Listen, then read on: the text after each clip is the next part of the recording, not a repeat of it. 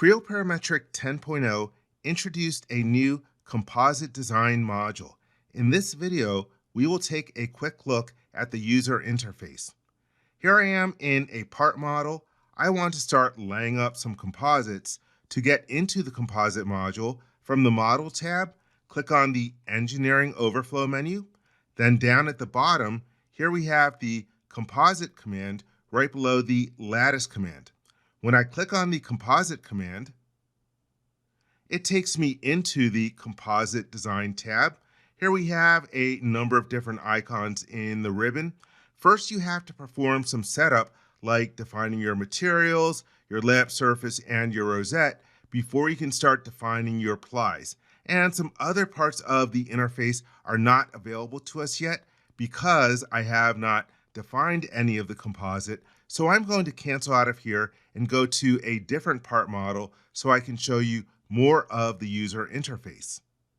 This is a part model that's available in the tutorials in the help section. If you go to help.ptc.com and then Creo 10.0, underneath the tutorials, you will find the composite design tutorial, and this model is available to you. To get into composites, I will select the existing composite feature, and then from the mini toolbar, I will click on the Edit Definition icon, and now you can see more of the interface. If you take a look at the ribbon, here we have a variety of commands for our plies. From the overflow, you can remove the ply, and we have commands for defining a laminate section. I will show that later on. And this model already has the plies solidified, so that command is unavailable. You can perform a draping simulation. I'll mention more about that in a moment. And from the analysis overflow menu, we can do things like export the flat pattern and export an analysis model. And with many of the different tabs and modules in Creo Parametric, we have the OK button and the Cancel button. Let's take a look at our trees. First, we have our standard model tree that is at the bottom. There is a split mode when you get into composite design. Up at the top, here we have our composite tree. So inside of here, you can see your setup like materials, lamp surface, and rosette. Then we have our various different plies, and we have a draping simulation feature and a solidify plies feature, and also a laminate section. I will show that in a moment. Then we have our laminate tree. The laminate tree has three different functions. Right now, I am on the laminate list, and so this can be used for selection and also right mouse button functionality. And next to the laminate list, we have our laminate manager. And for the laminate manager, right now it's displaying 3 additional columns. You can click on the tree columns icon if you want to display more columns. And there's a type drop-down list where you can select what kind of column you want to add into your laminate manager. So let's cancel out of here. One other thing to note about the laminate manager is that this list of your different plies and your cores and the columns of information can be very useful. So if you go to the settings icon over on the right, this is where you can save it as a CSV file. And you might want to take that CSV file and import it into your drawings for your composites, like your composite ply book. The third function that you have in the laminate tree is the draping manager.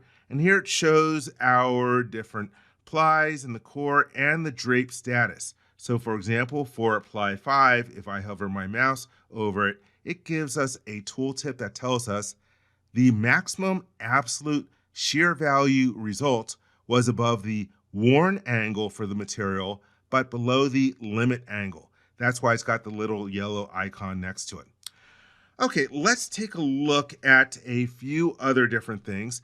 You have a draping simulation, and this is pretty amazing. I'll do another separate video just on the draping simulation. But one thing that I want to mention about the draping simulation is you want to change one of the settings for your environment. If you go to File, Options, and then Options, here we have our Options dialog box. Then you want to go to Entity Display. And normally you would have anti-aliasing turned on. When you are working with a draping simulation, it looks much better if you have anti-aliasing turned off. So just keep that in mind. I have it turned off right now. Okay, so let's take a look at the draping simulation. I will click on it, and now it shows the flat pattern for the selected ply. Over on the right, we have our results summary. There's a drop-down list where you can change from shear to longitudinal orientation, transverse orientation, or the draped ply thickness. I'm going to leave it on shear, and it's showing the degrees of shear, and it's scaling to the worn or limit angle. This particular ply is okay. Let me change to ply number 5. You can see that we have some green and yellow in here. Also, there is a very special option in the draping simulation where it will consider the underlying plies. And when I check on that, I'm going to get a more accurate result. And you can see now we have green, yellow, and red being displayed. So there are some areas that are exceeding the limit angle. Okay, that's good for the draping simulation. Let me cancel out of there. And one last thing to show inside of here is that you can create sections within the Composite Design tool, but this is a special section. It's not like the sections that you have in regular part mode. This is a section that will show you how the plies are arranged on top of each other. And so let me turn on my datum plane visibility for a moment. I'm going to create one of those laminate sections using the datum plane called right. So let me go to Laminate Section. And for my section reference, I will select that datum plane. I'm happy with the direction that it is showing. And first we'll leave a scale of 1. I'll go to my properties and rename my section. I always like to do that. And then hit the check mark. Now let me turn off my datum plane display, and I'm going to zoom in on here, and you can see that the section is showing our different plies and the core and how all the different entities are stacked up on each other. Let me go back to that laminate section and edit definition, and just to make it a little bit more prominent, I'm going to change the scale from 1 to 2 and hit the enter key. You can see the update on the screen. It is much more visible. Let's hit the check mark. And now we can see our laminate section. And so everything is good here. Let's hit the check mark to get out of the Composite Design environment. And this composite feature has the plies solidified. So this is the actual real world physical result. There you have it, a quick tour of the new Composite Design module.